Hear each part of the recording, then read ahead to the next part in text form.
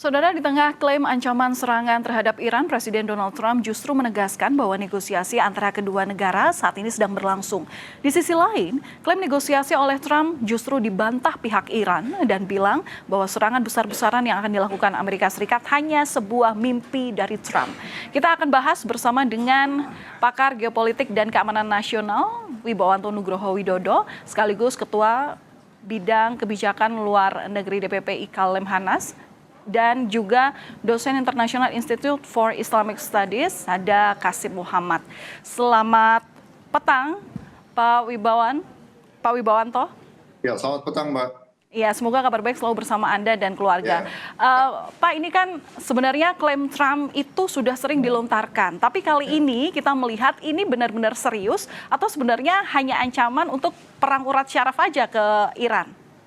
Ya, jadi kalau saya melihatnya seperti di Washington juga banyak yang melihat ya, ini bukan persiapan perang dalam arti kata secara literal, tapi masih masuk dalam kategori strategi courtship diplomasinya Trump ya.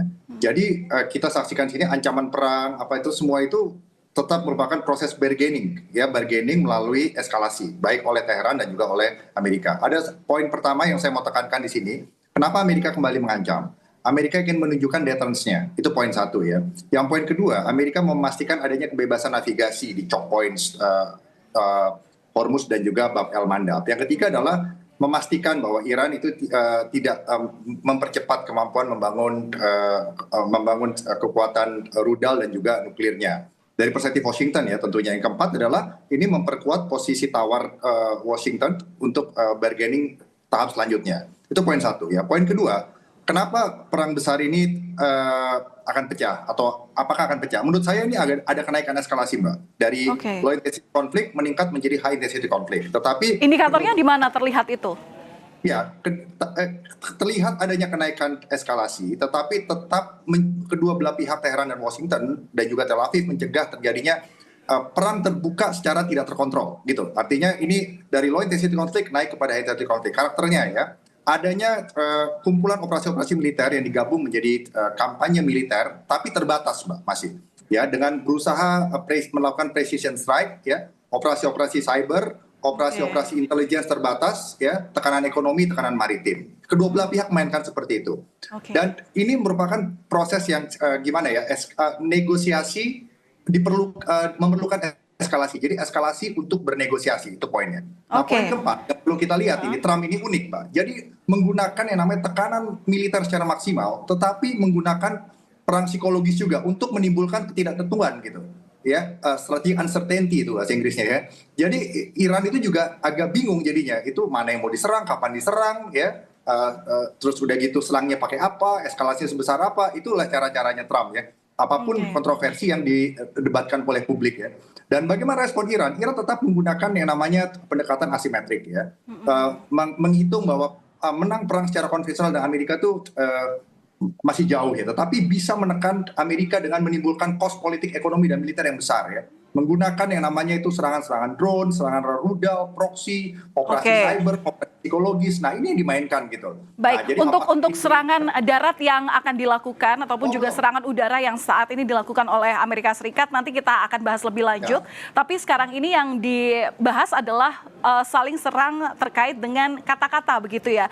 Saya akan ke Pak Kasim terlebih dahulu. Pak Kasim, tadi sudah dijelaskan sedemikian rupa oleh Pak Wibawanto terkait dengan motif pernyataan atau klaim Trump yang terakhir. Nah, kalau dengan penjelasan tersebut, kenapa sih kok ada istilahnya kontra yang disampaikan oleh Iran? Kenapa Iran itu bilang kalau sebenarnya negosiasi tidak berjalan? Sebenarnya beneran tidak ada negosiasi kah? Atau sebenarnya negosiasi ini berada di jalur belakang sehingga tidak perlu diketahui oleh publik?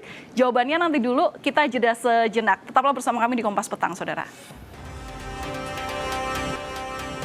Terima kasih Anda masih bersama kami di Kompas Petang, Saudara. Kita akan melanjutkan dialog hari ini, terutama terkait dengan perang antara Iran dan juga Amerika Serikat. Sudah bergabung bersama kami Pak Kasim Muhammad. Pak Kasim, ini kalau tadi dengan klaim bahwa ini klaim narasi ini masih berlangsung, sementara juga apakah ini ancaman atau bagaimana? Tapi yang paling menarik menjadi perhatian adalah kenapa pemerintah dari sudut pandang Iran ya, kenapa pemerintah Iran begitu keras membantah adanya negosiasi? Sebenarnya apa yang dijaga? Hmm. Iya, saya kira ada beberapa poin di sini. Pertama, kita harus tahu bahwa Trump sudah sering melontarkan ancaman seperti ini mengenai Iran, tapi biasanya dia mundur nanti ya, yang dikenal sebagai TACO, Trump always chicken out. Oleh karena itu ya itu saya kira harus kita ingatkan. Suatu kali dia bilang akan mengembalikan Iran ke zaman batu, lain waktu dia bilang akan dia menghancurkan peradaban Persia.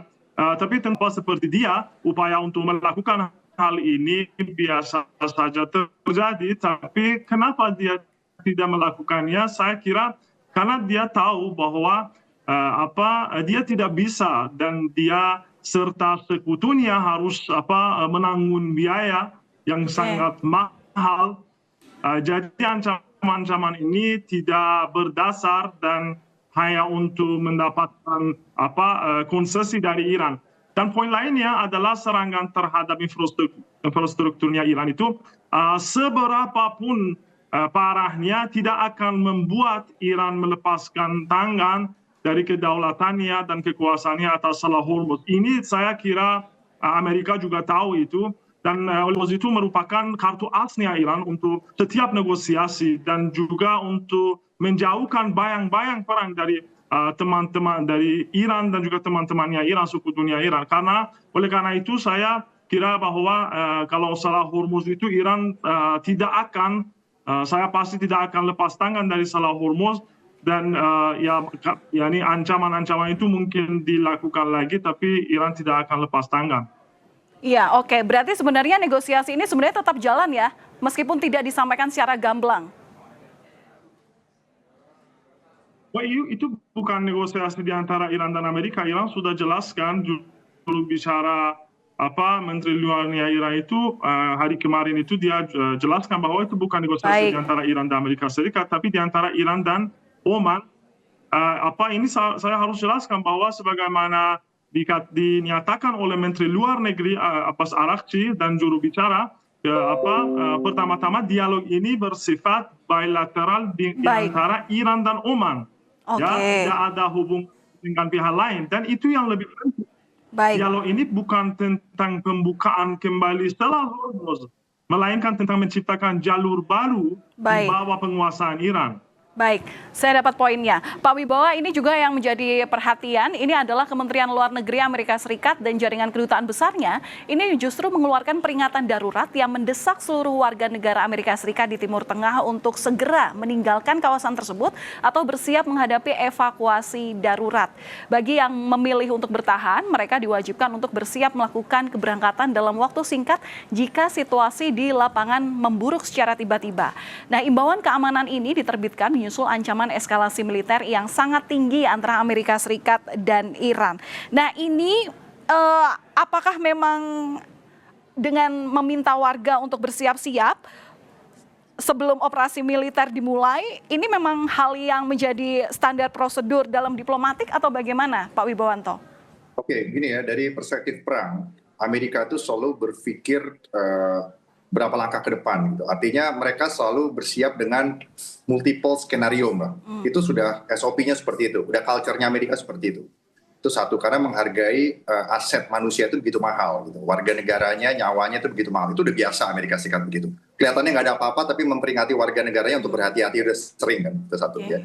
Oke, itu poin kedua. Poin keduanya itu adalah sekarang itu kedua belah pihak, baik Washington dan Teheran, mereka tuh berusaha mendapatkan konsesi politik yang dibilang Kasyim tadi, tetapi dengan cara menghindari perang terbuka yang eskalatif. Karena perang sekarang itu arahnya itu sudah high intensity konflik yang eskalatif gitu. Walaupun kedua belah pihak masih berusaha menahan tidak menjadi konflik yang tidak terkontrol ya. Kenapa saya bilang begitu? Kenapa itu masih bisa dikontrol? Pertama ya, bahwa kedua negara itu tujuan politiknya masih relatif terbatas. Satu ya. Yang kedua, belum ada mobilisasi nasional.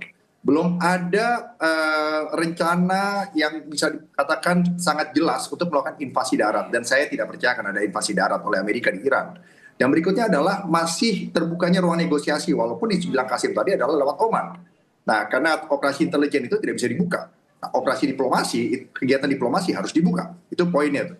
Nah, jadi upaya ini yang dilakukan oleh kedua belah pihak itu adalah berusaha dengan tekanan militer yang sekuat mungkin, ya, berusaha mendapatkan konsesi politik tanpa kedua negara itu terlibat dalam perang terbuka yang tidak terkontrol. Kenapa? Karena kedua belah pihak, baik Teheran, Washington, masih menghitung bahwa manfaat negosiasi, Mbak, manfaat dari diplomasi, upaya diplomasi itu masih lebih besar daripada kedua belah pihak tertarik ke dalam perang terbuka yang tidak terbatas. Oke, Nah, jadi adanya perang narasi, kemudian juga bantah adanya negosiasi, kesiapsiagaan, kemudian untuk evakuasi warga sipil oleh Amerika Serikat. Ini berarti bagian strategi dari tekanan agar lawan bersedia untuk berunding, begitu ya, Pak Wibowanto? Perang psikologis dan perang informasi. Makanya Indonesia sendiri juga harus bersiap ini. Kenapa, Mbak? Bukan hanya energi dan perdagangan yang akan terganggu dan mengganggu ekonomi Indonesia, tetapi ini juga ketahanan nasional Indonesia. Operasi cyber, operasi informasi itu juga terjadi di negara-negara lainnya, termasuk Indonesia, yang bisa terpengaruh, terpecah karena adanya perang narasi antara Amerika dan Iran. Ini harus kita waspadai. Nah, peperangan saat ini antara Iran dan Amerika tidak ditentukan oleh secara signifikan, bukan ditentukan satu-satunya oleh kemenangan militer, tetapi kemenangan secara komprehensif gitu, untuk mengubah kalkulasi strategis dari orientasi politik dan geopolitik dari baik Teheran dan Washington. Nah, mereka masih berusaha mencoba dengan segala macam cara menghindari terjadinya perang terbuka yang tidak terkontrol. Makanya perang cyber, perang informasi, perang psikologis, operasi-operasi militer, intelijen, tekanan ekonomi, tekanan maritim tetap dilakukan. Itu poinnya. Dan Indonesia harus berhati-hati mengenai ini, Mbak. Kita jangan sampai terseret di dalam konflik yang terjadi di Timur Tengah. Karena Amerika pun yang fokusnya adalah di Indo-Pasifik, sekarang pun juga sudah mulai terdistract, ya bisa dikatakan begitu, dengan adanya konflik berkepanjangan dengan Iran. Makanya Kongres itu juga tetap menaikkan anggaran pertahanan pada Pentagon, ya. Jadi perangnya itu sekarang di Washington tuh namanya Special Operation and Emergency Conflict. Baik. Jadi menghindar dari war power resolutions gitu. Jadi Presiden Amerika tetap bisa menjalankan operasi-operasi militer sampai maunya Trump itu adalah sampai Iran bertukuk lutut, tapi maunya Iran adalah menyerah itu lebih mahal daripada bertahan. Jadi ini titik keseimbangan yang sedang dicari, dan siapa yang bisa bertahan menghadapi tekanan satu sama lain, itulah yang nanti akan mempengaruhi regional security arsitektur baru di Timur Tengah. Gitu, Mbak Nirsa. Baik, Pak Hashim, ini Amerika Serikat ataupun Donald Trump ini sangat menanti bahwa Iran bisa bertekuk lutut. Nah, apakah ini bagaimana yang mungkin terrealisasi dari hal ini? Apakah memang dengan langkah Amerika Serikat memperkuat narasi Iran bahwa ancaman serangan ini makin nyata, terutama dengan imbauan mereka akan evakuasi warga sipilnya yang ada di sekitaran Timur Tengah? Iya, saya rasa tampaknya Amerika sedang berusaha sekuat tenaga agar kedaulatan Iran ini tidak terwujud, tetapi saat ini mereka tidak punya cara untuk melakukannya, dan tampaknya mereka tidak akan pernah menemukannya itu.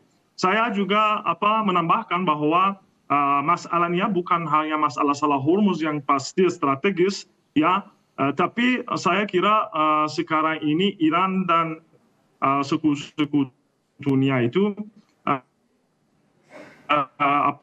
kekalahan yang mereka mengalami yang menimbulkan kepada Amerika Serikat itu adalah super strategis bagi Amerika.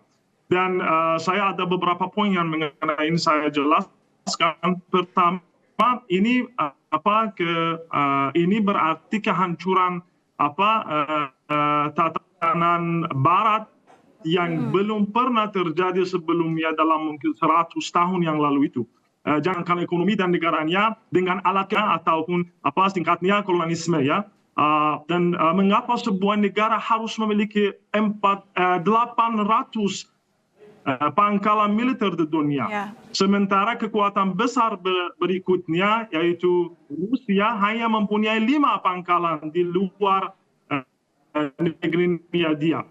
Dan sekarang tata itu dan desain itu sudah dirubah oleh Iran, dan itu kekalahan luar biasa. Yang lainnya, Iran sekarang menjadi model bagi negara-negara lain. Dan itu Amerika Serikat tidak mau itu. Pasti sekarang kita menemukan Yaman dia mau juga berdiri berhadapan Amerika Serikat. Ya. Baik, kemana kemudian arah dari perang Amerika Serikat dan juga Iran ini, meskipun saling serang, tapi kita harapkan negosiasi juga sedang berlangsung. Terima kasih sudah berbagi pandangan kepada kami, pakar geopolitik dan keamanan nasional, Pak Wibawanto Nugroho, dan juga sebelumnya ada Pak Kasim Muhammadi, dosen International Institute for Islamic Studies. Terima kasih, Bapak-Bapak. Salam sehat selalu.